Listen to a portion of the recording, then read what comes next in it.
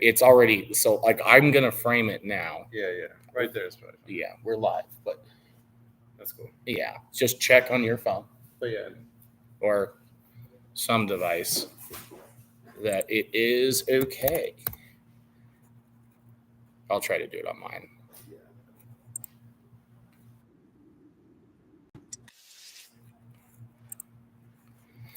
What's going on, guys? We're just getting things set up here for our live Q&A. So come on in, ask your questions. We're here for you. Officially starts in a minute, so you got a second. We're just framing up cameras, making sure everything looks all right. Which it looks pretty good to me.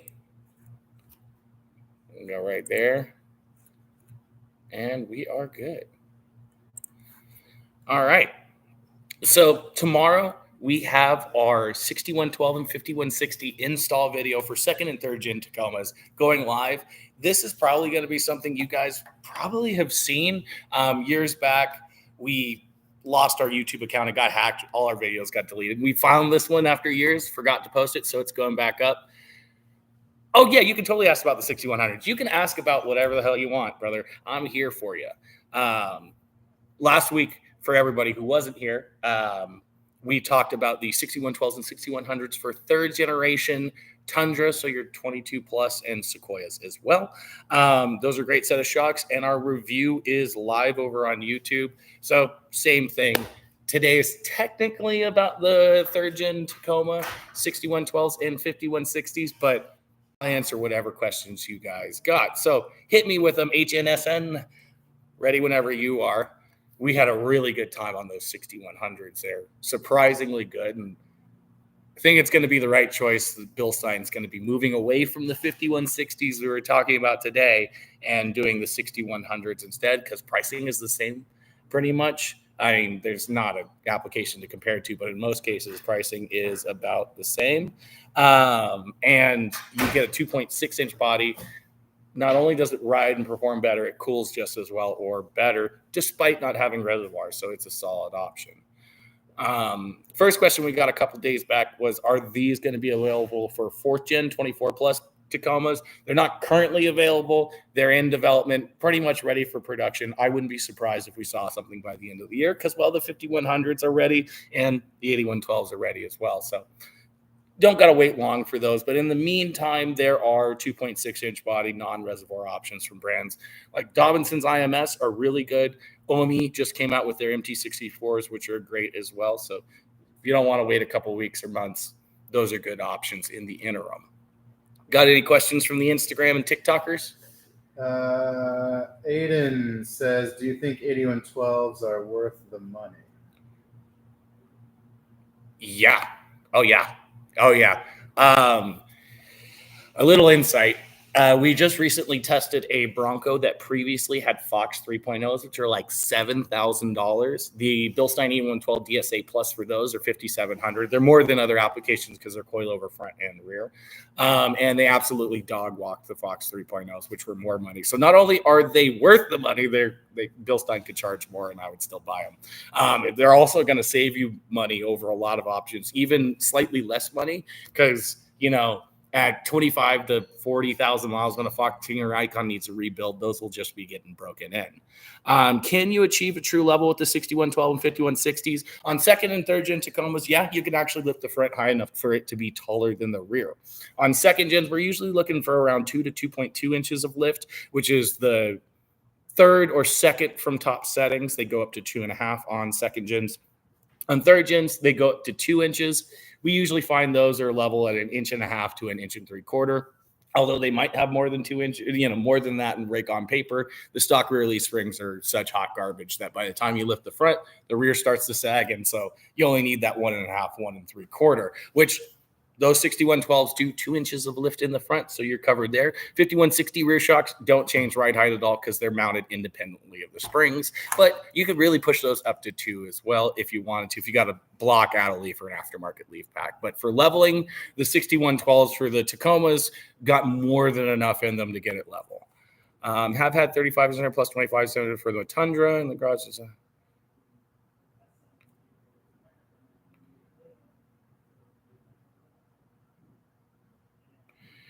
We ran ours. So HNSN is asking, he's got 35s on his 4th generation Tundra. And he's wondering about the ride, particularly on the street at 2.2 inches of lift. And I will say it's a lot better than stock, even at those maxed out settings. They are a little on the shorter on the travel side, but the valving is set up, composed enough to where they don't top out a lot, at least in our driving. So they feel great on the street.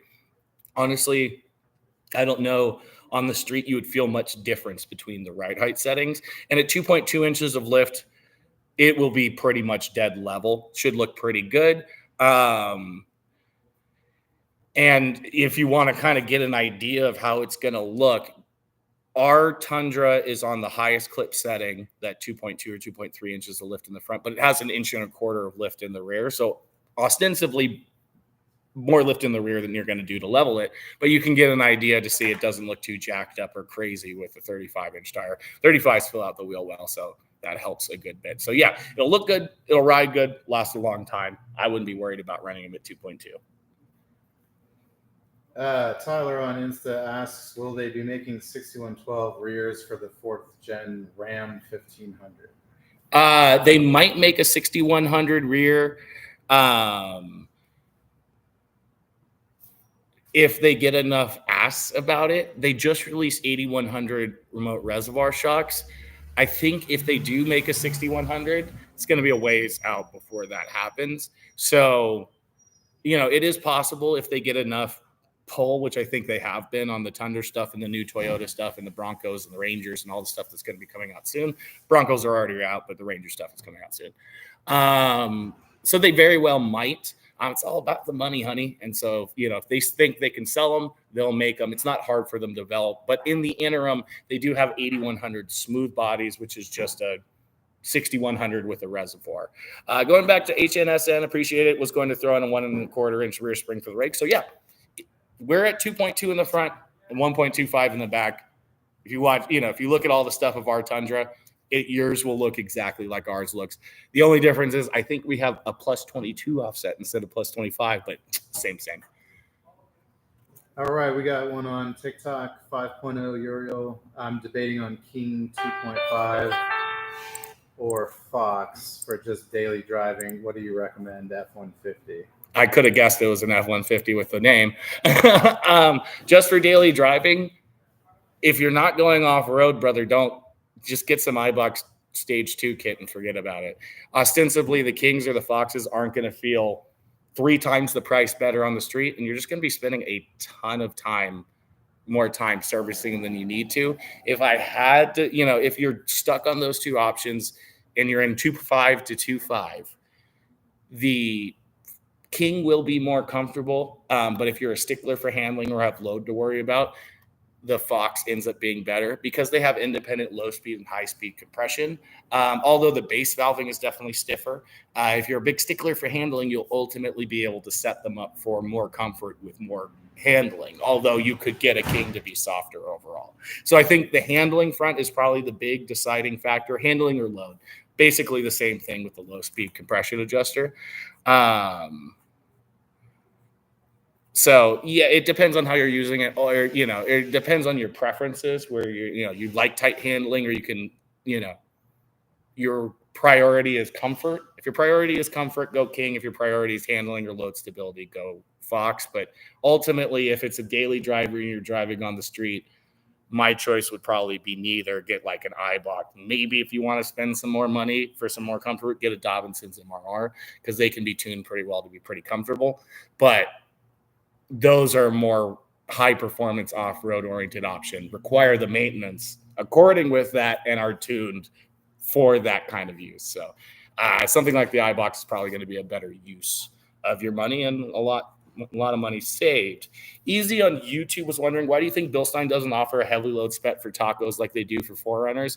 The Tacomas as standard, so like out of the factory, are like really oversprung. in a perfect world, you would want to have a Tacoma on a 550-pound spring, but you would never be able to achieve any lift. So they're already sprung and valved a little stiffer than they need to be. So Bilstein doesn't really say, hey, they need to make a heavy load spec part, largely because the spec valving is already pretty stiff and like they can handle a little bit more spring rate. The only thing you need to worry about is on things like the it's 6112s. You just got to stay like below those top two circlip settings to avoid coil binds, but they don't really have the need to. By comparison, the Forerunners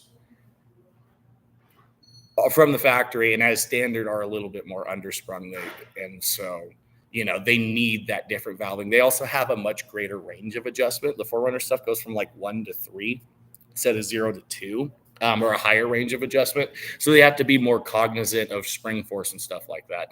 So the short answer is they don't need it on the Tacomas. We're running like 8112s on our Tacoma right now with a bumper and a winch and like probably 200 pounds of total constant load in the front. We only have a 650-pound spring and even with no sway bar, they feel really good. Why, Donovan asked on TikTok, why do my Fox 2.0 squeak after installing them on my F-150? Is that normal?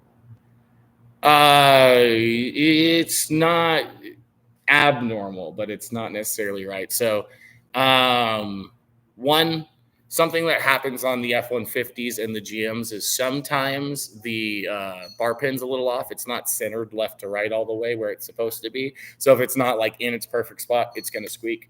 But probably the most common thing that happens on the Fox 2.0s is that there's like that little Fox beauty ring around the top hat, and the spring gets close to it and rubs on it, and they'll squeak. It's kind of one of those things where one day it'll stop doing it. One day they'll do it again. But I wouldn't be too worried about it after you've checked that bar pin to make sure it's in its happy spot. But yeah, that just probably what's happening is the spring is shifted slightly, or the spring shifted slightly in shipping. Outside of using a spring compressor, the way to deal with that is drive it for a while and it'll reset itself. Ben T on YouTube says, do shackles play a role in maximum droop? I can't find my limiting factor with 12-inch shocks. Yes. I won't go too deep into leaf spring geometry, but if your shackles are too short for the length of the spring that you have and the amount of travel that you have, they will bind, particularly if the shackle is below the spring or is above the hanger rather than below the hanger. If the shackle, actually, even if it's below the hanger, if it's too short and it can't swing all the way down, you're relying on the leaf spring to the free arc of the leaf spring, and you might not have enough free arc in the leaf spring. Now, if you have a Tacoma and you're running, if you have a Tacoma and you're not running like a Chevy 63 or long travel spec leaf spring that needs a different shackle, chances are the limitation is probably at the leaf spring setup, though, or the angle of the shocks. But shackles can be a big problem. You also, if you're running a 12-inch travel shock, you might need to play with how it's mounted on the vehicle. You might be trying to set it up for more droop than there is available. Most aftermarket Tacoma leaf packs, the RXTs really only have like 13 or 14 inches of total travel in them. So you need to move that mounting position down. TRD22 Jose says, I have a 22 Tundra limited rear-wheel drive. Want to put on the Dobinsons. What upper control arm do you recommend, and what other installations are needed to purchase besides suspension and upper control? So the upper control arms, Dobinson's makes a great upper control arm if you're keeping it on the street, which I assume you are since it's two-wheel drive. If, they're bushed on both ends, really solid option. OME is another great option. I would choose whichever one of those two is cheaper, which I think is the OME. If you are spending some more time off-road, we've had really good luck with our Icon Delta Joint Pro tubulars. If you're looking at a Dobinson MRR, the only billet control arms I would be looking at are either Dobinsons or Icon. And then Rose Oakley said, my Tacoma is mostly a computer. How would you describe the ride difference versus the 5100 on the 6112?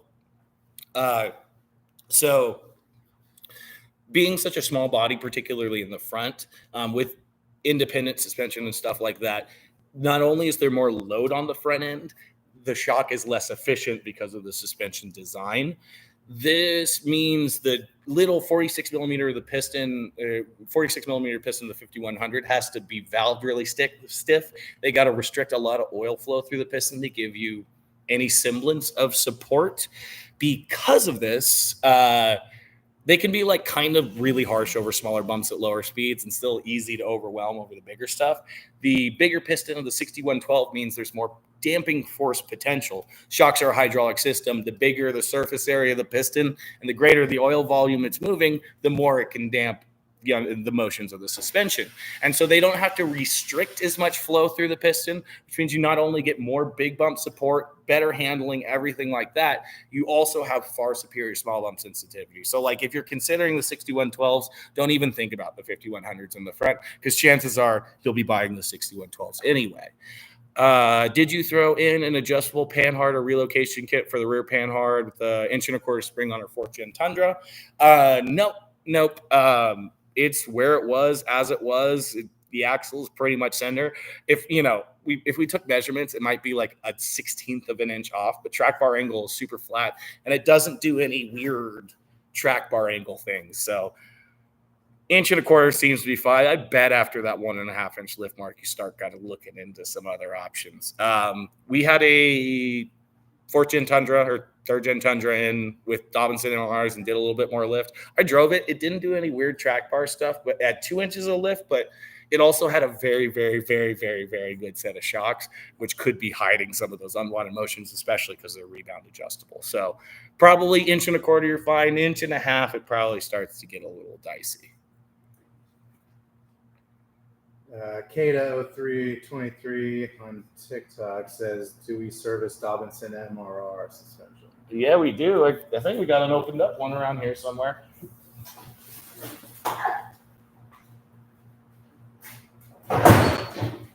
Never mind. We do have an open one over there, but there's still oil in it, and I don't want it to spill. But yes, we do rebuild Dobinson MRRs. We price them like the rest of our 2.5s, which is $200 a shock to rebuild. Mike Exeter Media on Insta asks, he's currently running 6112s in the front, 5160 in the rear, planning on getting the 8100 rears. Is this a good idea pairing with the 6112s 3rd gen Tacoma? I mean, I guess there might be some benefits if you have load in the rear with an 8100 smooth body. You'll get a little bit more big bump support. You'll get a little bit more comfortable ride, but I don't know. The bypass it might be a little bit of a weird setup because not only is it a linear piston, but it's position sensitive. So it might not play well with the front. And ultimately, we always say your suspension is only as good as its worst corner, and that makes the front the worst corner. So it'd be spending money for performance you probably wouldn't see because the front would continue to be your limitation. But the smooth bodies probably would be a pretty viable improvement. Maybe another option for a little less money that would pair a little bit better, ironically, might be an OME MT64, just because they're more similar front to rear. And they're a little cheaper than the 8100, because ultimately, what that reservoir is getting you is heat dissipation. The front's always going to get hotter faster than the rear, especially if it doesn't have a reservoir. So adding that reservoir is probably not going to do much for you. But the 2.6 inch body will make it more comfortable, more plush, more composed. So it's situationally beneficial. I think ultimately, no matter how you go, you'll end up upgrading the front, though. Tatsuo91 on Insta, best rear leaf pack for a 3rd gen Tacoma with 8112s in the front with about 150 constant weight in the back. I like the Icon RXTs a lot just because they are really plush, they act fairly progressively, and they set you up with less lift. So you're in more of the meat of the ride zone compared to like a Deaver Expedition, and all the other leaf pack options probably aren't on the level. The OMEs squeak, ride like garbage, and sag after a couple of years. I think All Pro makes a good leaf spring. We haven't tested them, but I think Icon RXT is probably like the sweet spot between price and performance and everything like that, and load handling. And you don't have to have quite as much lift as the other options, which is better for the 8100. Delzer85 on TikTok asks best 2.0 shocks for a Bronco. Don't buy 2.0 shocks for your Bronco. Diego, yeah. I mean, you could expand if you want. Yeah. I guess maybe the best 2-inch body or the iBox, but I found them to be genuinely out of control in the handling department. Couldn't handle more than a 35-inch tire. I think the iBox would be the best, but I would want a stiffer sway bar in the rear than stock. If you were anything over stock height, I would do a track bar drop or a track bar relocation and an aftermarket track bar, just because the rear end is so loose and so sketchy with those, or at least in my experience.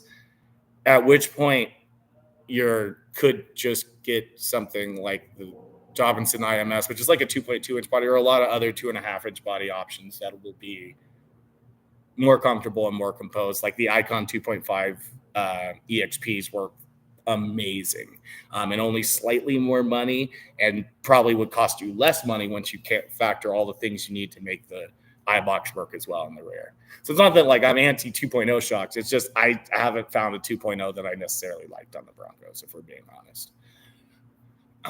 Joey D just bought iBox Pro Truck Stage 2 coilovers with rear shocks. What's the sweet spot in terms of lift? What do they come preset at?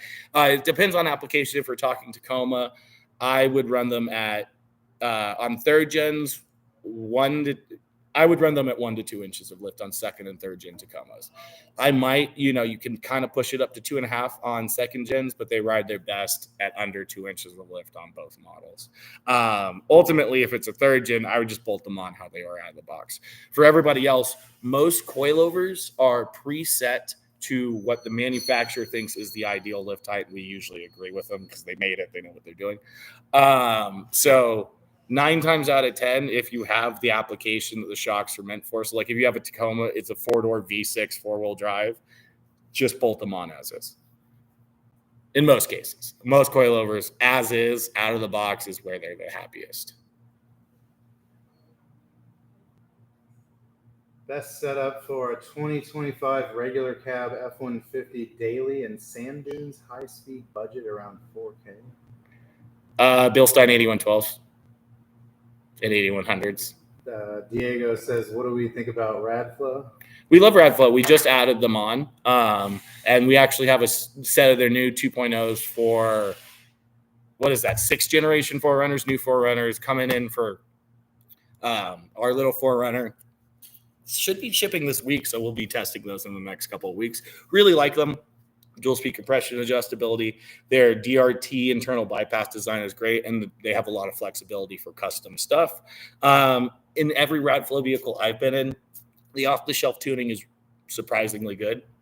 I think they do a good job of presetting most of their shocks for a feel that I think is more ideal for a lot of people than maybe like Fox or King in some situations. But it's very application specific. They're built well. They're tuned well. It's hard to say they're tuned well because it's about who they're tuned for. Every shock is optimized for a certain person. And serviceability is great. Their customer service is great. The guys at Radflow are super chill. So we love them. And you'll see, if you go on our site, you're going to see a lot more listings every single day. Ramiro Casillas says, I have Fox 3.0 at 3.5-inch lift. Is there a way to run them a little bit lower than 3? For what vehicle? Yeah, we're going to need to know. Yeah, we're going to need to know vehicle, but chances are you should be able to back off preload if they're a coilover. Let's see.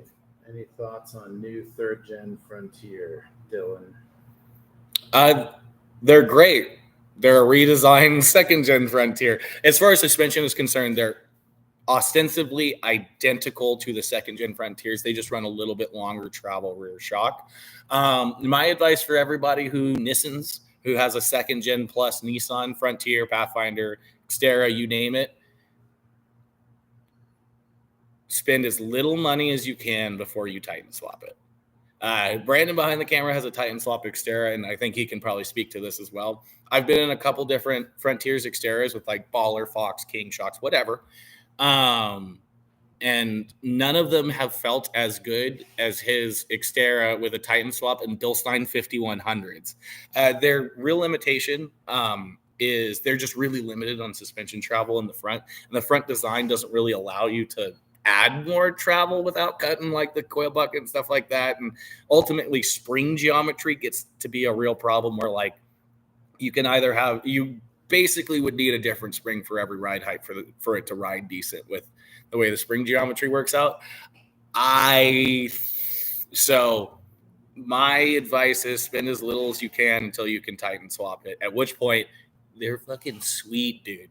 Also, it's super nice. Like when all these Tacoma guys are struggling to put on like 33s, you can just put a 33 on from stock. So I think they're great. I think they seem to be pretty reliable. It's an old platform, so they figured it out.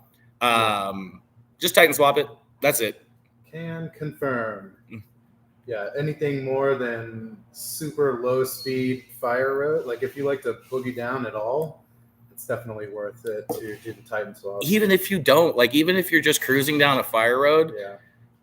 Any unexpected pothole or chunks and stuff, you can just fly over it. It's just. Yeah, and the shocks we use were Tundra, first gen Tundra spec, but the valving is so much softer, which they can afford to be because you have more than 4 inches to travel. It, like, I noticed it just like riding around, going between like at 15 miles an hour in the dirt, they feel better. So like Titan swap is the sauce. It also opens up some more shock options in some cases. Yeah, worth it. What is the optimal height for the 8112 for performance? It's going to be vehicle specific. It's going to be vehicle specific, but the answer is the same with the iBox I was talking about previously. Most coilovers are preset around their ideal lift height out of the box. So if it's a loaded coilover, most cases bolting it in as is the way to do it. What's the difference between 5160 to 6100? Bilstein just getting rid of reservoir. It's more than that. So the 5160 is basically just a 5100 with a reservoir. So it's a 46 millimeter piston, 1.95 inch body. The 6100 is a 60 millimeter piston like the 6112. So and a 2.65 inch body. So although you don't get the reservoir, piston size is exponentially large, or not exponentially, but a lot larger, enough so where they can be more plush, more composed, and the body size is so big that they're actually on most applications should be a greater amount of oil volume, or at least on the Tundras that we tested, than a 5160 shock would. So it's better in every facet for less money, and an IFP shock is almost always more reliable anyway. FZJ502SC says, do we service Dobinson MRR? Yes, we have yes, a similar we do. question on TikTok, and that is a affirmative. Yep. We charge the same as what we do for other 2.5 shocks. They're either a 2.2 or 2.6, which is $200 a shock, $800 a set. How Dylan says, how are the 8112s for technical trails? They are great for technical trails. They're really, really, really, really good for technical trails. By being position sensitive, they can be much more plush in the normal ride zone, but they still use a digressive piston. So they can still be really tight on low speed compression, but softer on that high speed than other things would be. So like they're super plush and composed, but you don't get that second bounce. And when you have to bump something, they have that little bit of extra support. I guess my only complaint would be on the Fords in particular. So we're calling F-150 and Bronco. Compared to other options, they're a little shorter on total travel, but in both cases, they're similar in length, at fully extended length, which is they have a similar amount of troop travel, which is more important for articulation. So like they might be a little down on flex compared to like a Dobinson's or Icon kit where they're like going nuts to give you all the travel. But they'll be more comfortable in those situations. And like, it's probably a negligible amount of, articulation difference, unless it's, the Broncos and those Icons have like 14 inches of travel in the back, which nothing comes close to. But yeah, they're very good feel wise. They might be just like ever so slightly down on travel, but on like the Toyotas, like we're talking about today, it won't be a limitation in terms of articulation and will feel amazing. If it is a Tacoma, I just might spend the money for the DSA models. Sometimes if you don't have a sway bar, the JCO can engage before you can get all your flex in the upward direction, at which point you can back off that JCO and get all your flex back. So worth it for the JCO, for the DSAs in almost every situation, but almost specifically if you're rock crawling a lot. Adam King on Insta says, I heard the 3rd gen TRD Pro shocks are pretty good. Can you buy those specific shocks brand new? You should be able to. I think we can even get them through some of our distributors, but Toyota will sell them to you. They're just kind of, if I remember looking at them, and I'll have to look again, but I just remember them being very, very, very, very pricey new. Talking like, I think like $3,500. And I just think when you're spending that much money, you could get something that is designed to be ride height adjustable, actually has more travel than stock, might even be lower maintenance and a little bit more durable since they use OE style top hats and bushings, which can be prone to failing under heavy use. Josh asked, do we service locked off-road? We haven't had any yet, but like Riley over there will sell us seals, brother. So like we could. I've seen people taking them apart and it's a shock. They're pretty typical. So although we haven't, it's a shock I am very confident we can do. It's nothing special. Yeah. All right, that sounds bad. They're no different than other shocks. They are special. We love you, Riley. Right. Not especially different. Yeah, that's a better way to put it. Can Tacoma suspension be used on Hilux? I live in Venezuela. I think the bushing size in the front is different, but I'm not 100% sure. I've never personally touched a modern Hilux in my entire life. I'm in America, so I couldn't tell you specifically, but I think there might be a bushing difference in the front on the lower mount, which isn't, too hard to rectify to just change a bushing or rod end. Yeah. Do we carry King parts to rebuild them? You can call us and we can rebuild them for you. We're not really big on selling the parts or the service because we service them. Not saying that you're one of these people, but it's a little bit of a liability when we're selling you a product and you have to have a fairly high level of knowledge to be able to install or use it. So it's not something we normally do. But if you come to us, you need some replacement parts, we can factor that into your rebuild. Andrew Barnes asks, 21 Chevy 2500 diesel softer ride. What do you recommend? Fox 2.0s are about as soft as it gets for those. Those ride really, really, really decent. They just are pretty garbage under a load. You can get that same or even a little bit more comfort while being even better than stock under a load with the 2.5 HTOs. So 2.0s, if you're never towing or hauling, you're just driving it on the street, you have less than a 35-inch tire. If you have larger than 35s or you're doing any sort of towing and hauling or spending literally any time off-road, go with the 2.5 HTOs. Those trucks have a real problem with melting front shocks. So if your tires touch a dirt road, for even more than a second, you might want those HTOs. We have customers call us like, what the hell happened? My shocks have literally melted the boots off of them. They all do it. So that's where that 2.5 starts to make sense. Yeah, it sounds like it. Mike Lara 306 on TikTok says 23 Tacoma 5100s rear. What's the better Adeleaf, Icon or Deaver? Don't want squeaky Adeleaf. I haven't heard anything bad about the Devers. We haven't personally tested them. Functionally, everything I've seen about, I've seen them. I haven't personally tested them. They seem to be basically identical to the Icons for like 2 times the price. I haven't really had an Icon Adeleaf squeak that was set up properly. And I think the same could be said for the Devers. I think the real quote unquote issue with the Adeleafs on these Tacomas is if you don't get the U-bolts right and you don't get the retaining clamps right, the leaf springs will start to fan. It happens all the time. So you just need to keep an eye on it and make sure you get it right. And then after 500 miles, tighten everything back down, and then they will squeak, and then you will have issues. So if you install them right and you keep an eye on them, you're good.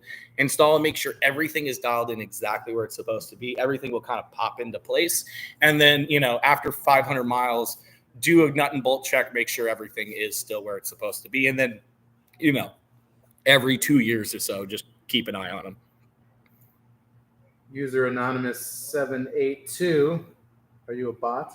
I need some 8112s for my Bronco. LOL. Yes, so do we. Yeah. Give us a shout. We can get you dialed in. Check out our YouTube because we just recently dropped our full review, a full-on review for those. And I chickened out, brother. We were hitting the whoops, and I saw my I was like, oh, I'm gonna see Jesus. I'm gonna see my grandmama. We gonna die. Like they let you go so fast off road that I ran out of room to slow down before I could find the limit. EBZZ4, can you guys preset Fox Elite performance on a 2-inch lift for the Tacoma Elite on a 3rd gen? If you go extended travel, yeah, we can preset them for you. The problem is, and you're gonna be paying us and waiting a long time to have to do it yourself anyway. So it's not something like we like to do or really recommend our customers do, is because we can preset them, do the math, get it pretty close, but every time we've done this, there's almost 100% chance you're going to have to do some fine-tuned adjustments. So you will have paid us and then waited 2-3 weeks for it to get done and shipped to you just to have to do the same thing again. My advice is buy them when you're going to install them.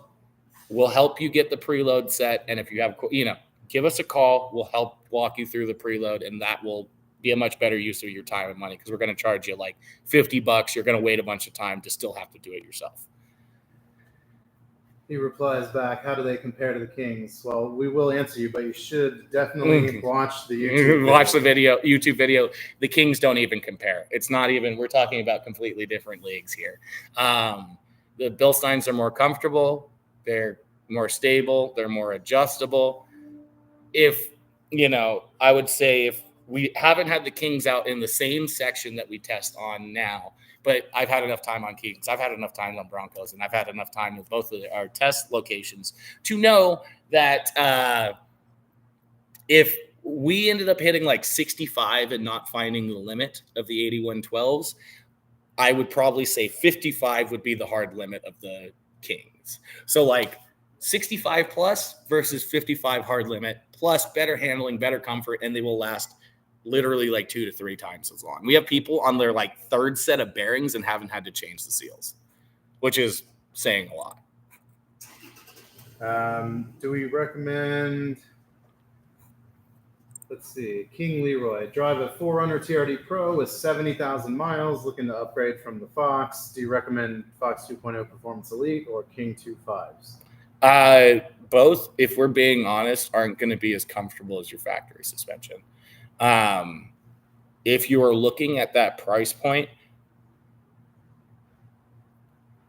that would be the route I might go if I'm going fast off-road, but that would be at the expense of some small bump compliance and comfort at lower speeds. If your priority is not going Mock Jesus off-road and for everything else, the OME BP51s have an identical internal bypass design, so you don't lose that position sensitivity like you would with the Performance Elite Foxes or the King 2.5s. And their compression and rebound adjustable, they last a super long time. They're even designed, I'm pretty sure, by the same dude who did the Fox shocks. I think OME nabbed them, and now we have BP51. So that would probably be my choice for that price point because they're cheaper than both options and an internal bypass like the factory, and you get a rebound adjuster. And, plus or minus, they're an aluminum body like the Fox, so they'll never corrode like the Kings will. But, that comes with downsides. You gotta use the spring compressor to adjust ride height, but 23 4Runner, planning out 35s. All shops in the area say run King 2.5, but I've been looking at Dobinson's MRR. By the way, negative 38. So if you're going to run a negative 38 offset, you're going to be trimming more than you need to. Take that down to like an 8.5 or a 9, negative 12, and your tire clearance will be a lot bigger. That's before we go down that route. Kings are a great shock. they're one of those shocks that can be kind of pretty plush at lower speeds and super, supportive at higher speeds. Although I like the Dobinson MRRs on the previous generations of Toyotas, they're only a 50 millimeter piston, and they just doesn't end up working all that well. I think also with the motion ratio, that 35 is going to be a lot of unsprung mass on that 50 millimeter piston. So they're not wrong for recommending you the King 2.5s. But if the Dobinson MRRs feel more your speed, I might consider an OME BP51 or something like that. They're a little bit more comfortable, and although they're only a 51 millimeter piston, the internal bypass design allows them to have more functional damping force. They also run a 650 pound spring, which is going to be more beneficial for that added unsprung mass. A lack of damping force can be made up with spring rate when it comes to controlling unsprung mass, and you can use rebound to make sure that rebound adjuster to make sure it's not a jackhammer. We found them to be super, super, super, super comfortable. The only things that are as or more comfortable are like Bilstein 8112s, Fox Factory Race 2.5s, SDIE clicks, Icon CDEV, and all of those are exponentially more expensive. So OME BP51s might be my choice over the MRRs, just because in my experience with that era Toyota spec Dobinsons, that 50 millimeter piston really holds them back. And despite being so adjustable, you can almost never get them into the right point. It's like they were optimized for 15 different springs, and that one size fits all means they don't fit anybody all that well. On everything else, for everybody else, if you have MRRs available for your vehicle in a 60 millimeter piston, grab them every single time. Chef's kiss, they're pretty good. But on the Forerunners, they're not the best. And I think, if those sound more up your speed, you'll probably prefer the OME BP51s. A8 VSC R Rabbit. I have the 6112 and 5160 for you guys on my 18 Taco long bed. Absolutely love the setup. Great to hear. Honestly, for the money, it's our favorite. You would have to spend double the money at Icon or Fox or King. Well, King doesn't have anything comparable to get something on the level. And in a lot of cases, they're not built as well. Simple one. Eric says, where are we located? We're in Southern California, near LA, in Irwindale. We're Baldwin Park. Depends on if you look at us on Google or Apple Maps or like Waze or whatever. It's Baldwin Park, Irwindale, same. Are they going to come out with a Surf the Dirt? Nice name. Are they going to come out with a 6100 for third gen Tacoma? Yeah. I don't know how soon that's going to be, but it's my understanding where they can fit it, they are going to be phasing out the 5160s for the 6100s, which I think is a good choice. Everybody's kind of doing that. The 2.0 reservoir shock is going by the wayside for a 2.5 IFP. Costs, in a lot of cases, cost them the same or less to build, or only maybe a slight bit more, and they just are better in every facet. We know 2.5s fit on Tacomas in the back because we've got a lot of Tacomas with 2.5s in the back. So it's definitely a possibility, and they should be probably one of the first applications. We'll probably see fourth gen and then third and second and fourth and fifth gen Tacoma. Forerunner follow suit. Mike Laura 306 asks, thinking of Westcott collar with 5100s, setting 2 or 3, what's the best UCA upgrade for a Tacoma? Why would you add the Westcott collar? So the 5100s are ride height adjustable on their own. The maximum setting on the 5100 is as high as I would ever go with them. So there's absolutely no reason to buy that Westcott collar. All you're going to be doing is introducing coil bind for no reason. So 5100s are good. As a stepping stone setup, most of our customers will end up upgrading them eventually if they're driving their truck all the time or spending any time off-road. But don't spend your money on that Westcott collar. The 5100s will do the lift with your stock springs in the same function. They do it in the same way the Westcott works. They just have the settings put on the body. So the Westcott preload spacer is only going to be a waste of money and probably break your springs. Yeah. Dylan Schultz says, what do you think of the Fox 2.0 coilovers on the 21 F-150? Mine are rough. I don't know if it's the tires. I have 12 ply. Yeah, it's the tires, but they also aren't a very good riding truck. I mean, the tires are a big factor. The Fox 2.0s are a good set of shocks. We have now tested them back to back with the iBox 2.0s, and the iBox do everything the Foxes do, but with better handling. They top out less. They're a little bit more composed. They get a little less, wiggly woggly over successive bumps, and they last like 2 to 3 times as long. So Fox 2.0s aren't bad, but for less money, you can get iBox 2.0s, which are going to be pretty much better in every facet. The only drawback is they're a steel instead of aluminum body. So if you're somewhere that like salts the roads, just spray them with a silicone-based lubricant like the green Blaster can or the silver WD-40 Specialist line stuff on the zinc-plated body on the silver part. Like once a year, hose them off, spray them down, and you'll never have to worry about rust.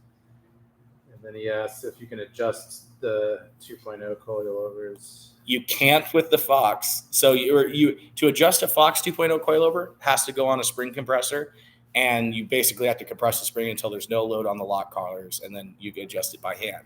The iBox, as long as there's not load on the front end, so as long as like the vehicle's on jack stands, you can make preload adjustments while they're installed with their included spanner wrench. So like if adjustability is a big factor, the iBox are the best. So when I get new tires, 8-ply will be better. Yes. Yeah. 0 to 2 inches. I also wouldn't be looking at ply directly. Look at load rating. Yeah. You should not be running, like realistically, an F-150 that isn't seeing constant load all the time probably only needs a C. Like Raptors come with C-load tires. So, which is like the heaviest F-150 they make. Lightnings come with C-load tires, which is actually the heaviest F-150 they make.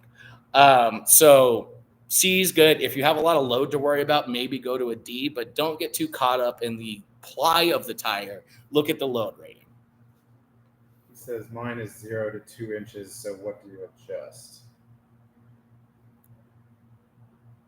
Mine is 0 to 2 inches on... Same person. Oh, on the Fox 2.0s? Yeah. You turn the preload collar to compress the spring more for more lift. Yeah. So the adjustment collar should be on the bottom. You run it up the body. I believe on those F-150s, one full turn is 1/8 of an inch of preload change. Or each thread will change 1/8 of an inch. So if you turn it one full time around, it'll go up 1/8 of an inch. Out of the box, the Fox 2.0s are at 2 inches of lift. And iBox should be at 2 to 2.5 as well. What do you think about Tundra TRD tuned Bilstein shocks? The TRD off-road stuff is hot garbage. I mean, they're okay for a stock shock, but there's a reason why everybody upgrades them. They're kind of like a little harsh over small bumps, still kind of loosey-goosey and under-damped. They're only a 2-inch body, kind of mid.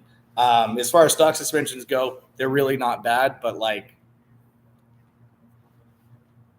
a pig with lipstick looks better than a pig without lipstick.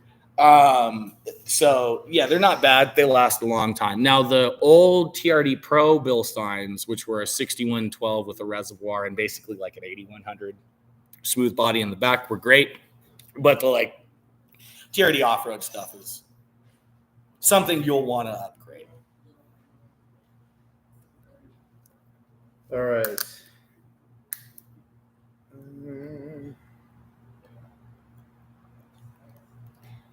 Find a good one. We got some vague ones here.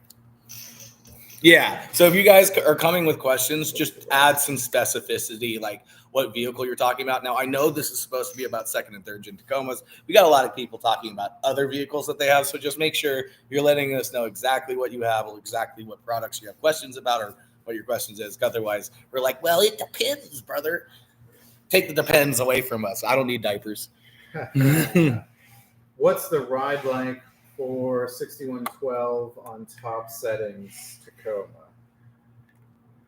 Not very different than what they are at the lower settings. Now, the 6112s are on the firmer side of everything, but they, in most cases, feel largely the same.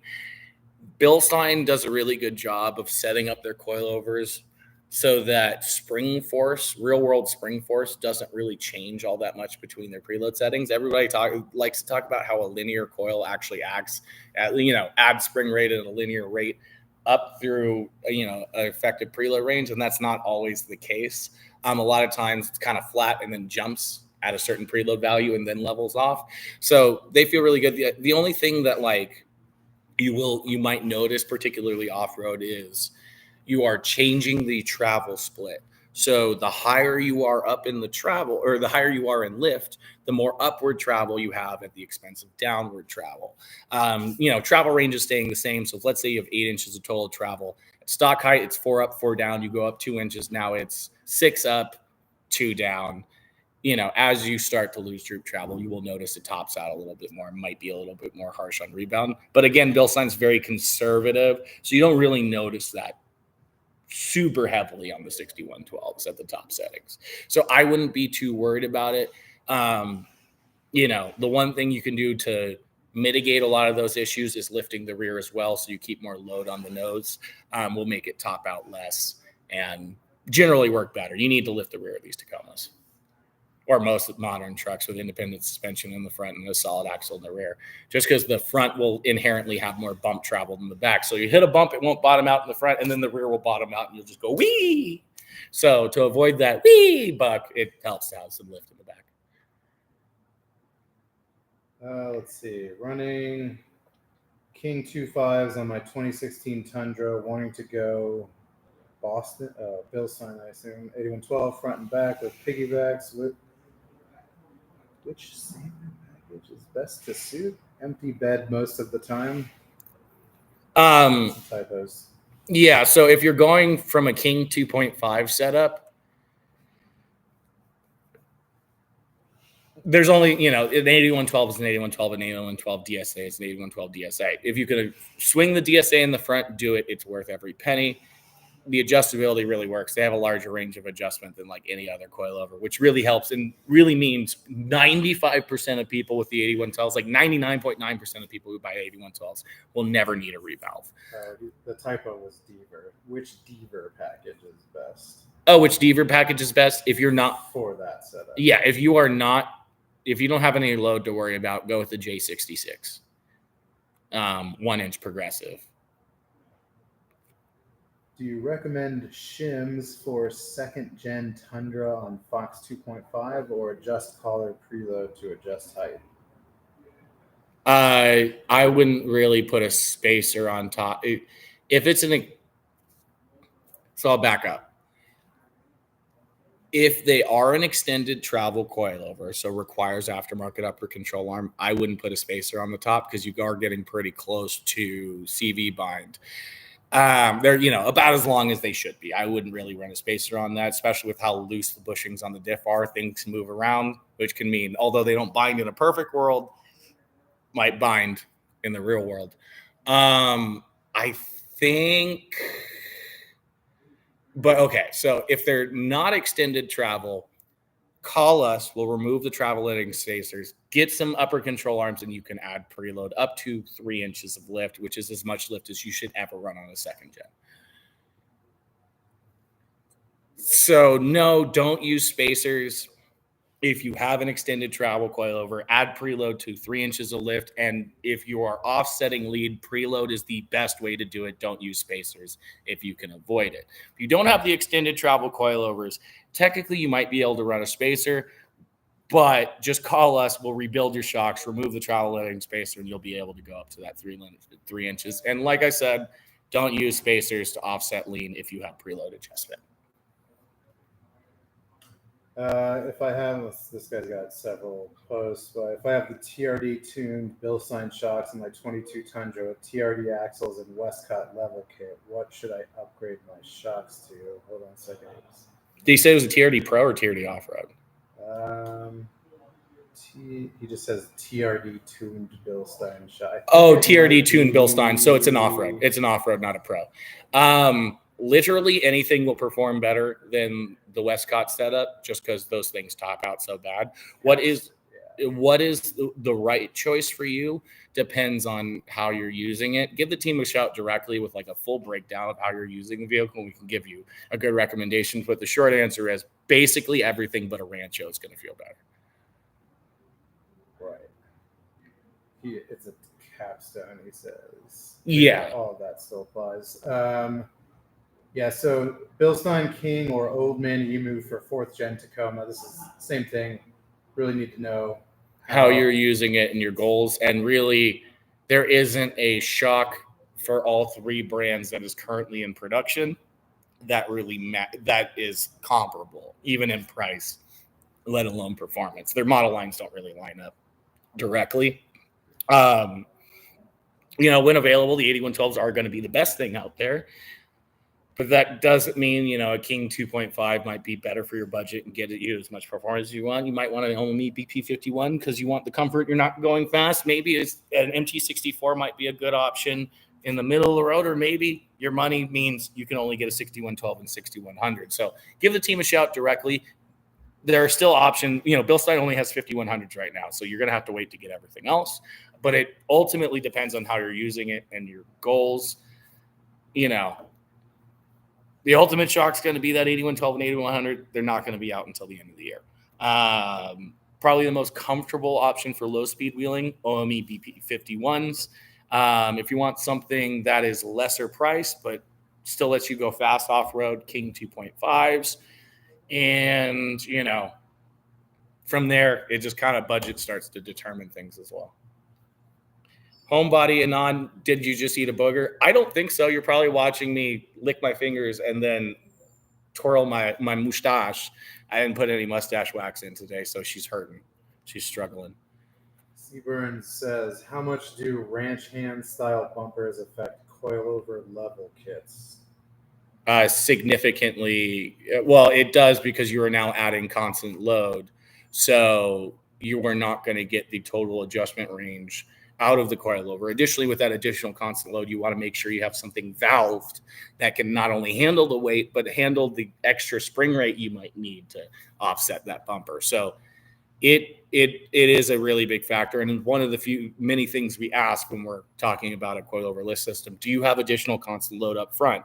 How are you using it? What are your goals in terms of lifts, kite, and performance? And, what's your budget? But we got, weight is a significant factor, especially since most coilover systems they're doing their testing and they're optimizing for a stock weight vehicle.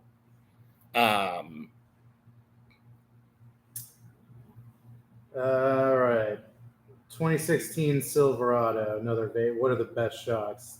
Depends. It depends how you're using it, your goals, and your budget. Probably the highest performing shocks are King 3.0s. It was about $7,000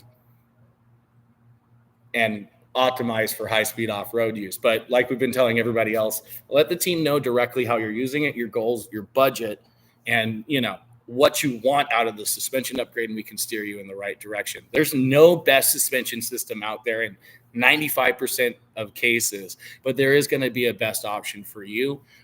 So we're going to need to know a little bit more personal stuff before we can make a direct recommendation. But, top of the pops, King 3.0s, and then there's everything down to Bilstein 5100s for the cheap stuff. Do we sell 5100 mounting hardware for a 94 4Runner? As in, the rear shocks come with all the mounting hardware you would need if you need a replacement. They will be, we can get a replacement from Bilstein if you order from us. Front strut mounts are OE strut mounts, which we carry. We'll have everything but the nut and the bolt that goes through the lower mount on the front struts. So we can get you top hats, everything like that. Oh, wait, you said 94. Yeah. Oh, that's all shocks. They come with the hardware. Yeah. Everything but the nut and bolt that goes through the bushing. And if you ordered from us and you lost it, give us a shout. We'll probably be able to get you a replacement. Homebody Anon, did you guys do a comparison of the 21 to 25 Ford Performance Bilstein versus the Fox 2.0s? We have not yet. We've done the Bilstein 6112s versus the iBox Pro Truck Sports, which if you're considering the Fox 2.0s, the iBox are a far superior solution. They do everything the Foxes do for less money and last twice as long. The Ford Performance Bilsteins are just 6112s and 5160s for a lot more money, and they have less adjustment. So we've already done those. If you're considering the Fox 2.0s, don't. look at the iBox 2.0s, at which point we have a Bilstein versus iBox video live on YouTube you can check out. We are testing the Fox 2.0s now, and we'll probably do some comparison videos with those, but I can tell you right now, they're not a bad shock, but the iBox are give you so much more for less money and ride about the same with better handling that they're kind of the better solution. Let's see. We're about to have to clock out here, guys. We appreciate your questions. We'll take this last one from Insta. Rudy P27, second gen Tacoma, Fox 2.5 with reservoir, rear 2.0 IFP. What would you recommend for UCAs? 95% pavement, Princess. Better / more comfortable ride with better up and down clearance when off-road. Budget sub 600. Oh, for the UCAs. Are there any? I don't think there are any. I mean, I doubt you could get stock control arms worth running for under $600. I have yet to find a control arm for under $600 that doesn't have a lot of issues. Like, I won't say the name, KP Day. We've had 2 trucks in where the alignment cans have to be going in opposite directions on both sides for the truck to go straight. There's like those Iron Horse ones. I've seen those break on the trail. I would spend a little bit more money. As far as low cost arms go, OME UCAs are at $679. They're really good, low maintenance, long lasting. Also SPCs particularly. They just did a redesign that's chef's kiss, very good. SPC is always doing redesigns. Sometimes that's to their benefit. Sometimes that's to their detriment, but they're always updating things. And currently, the current iteration is probably the best yet. Probably a good value too. And if you're going to be running a 33-inch or larger tire, a 285 or larger, and you don't want to have to do a cab mount truck, you don't want to mess with a bunch of trimming, those are a good option. But if the adjustability kind of scares you, it might scare your alignment shop. You go for those OMEs, and then we can get you some Super Pro lower arms, which are also adjustable, that they adjust in a very similar way to the stock adjustment on the lower control arm. So it's easier for alignment shops to figure out, and they do a better job of pushing that front tire forward for more tire clearance. All right, we'll squeeze in one more, just because it ends it with a funny qualifier. N Caragon 21. Kings, Icons, or Foxes for a 2017 400 TRD off-road on 33s, 2-inch lift. Mostly high speed, some crawling. Don't mind seeing Jesus, but don't want to meet him. And what were the shock options? King, Icon, or Fox, 2017 400 TRD off-road, 33. So all of those do the job. And honestly, I have a hard time putting one in the lead over the other because it's about the right shock for you. The Kings are the softest of the bunch, but they have the most body roll. Fox is kind of in the middle, but with the dual speed compression adjuster, you can dial in more low speed compression, softer high speed if you're a real stickler for handling. They do a really good job. But the Icons, if you have load to worry about, you got a lot of weight to deal with on, at least sometimes the Icons do a lot better, and they are the longest travel of the bunch. Since they make their own upper control arms, and the delta joint, ball joint has more articulation than most ball joints, they're able to push travel numbers just that little bit more. So if you have weight to worry about and you're a stickler for travel, those work really well. But I end up liking the Fox a lot of the time just because I like that dual speed compression adjuster. But Icon just released their CDXS line, which has dual speed compression adjusters. Haven't tested them yet, but I can probably predict, based on the base valving and their piston design, it is going to be a little bit firmer than the Fox. So, softest King, stiffest Icon, and you just the choice is, are you a stickler for handling but don't have a lot of load to worry about? Fox. If you like it soft, go King. And if you have load to worry about, or you're a stickler for travel, go Icon. Perfect. All right, guys.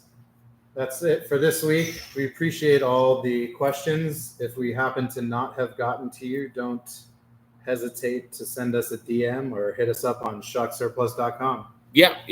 And we'll probably see you next week. See y'all on the trails, brother. Adios.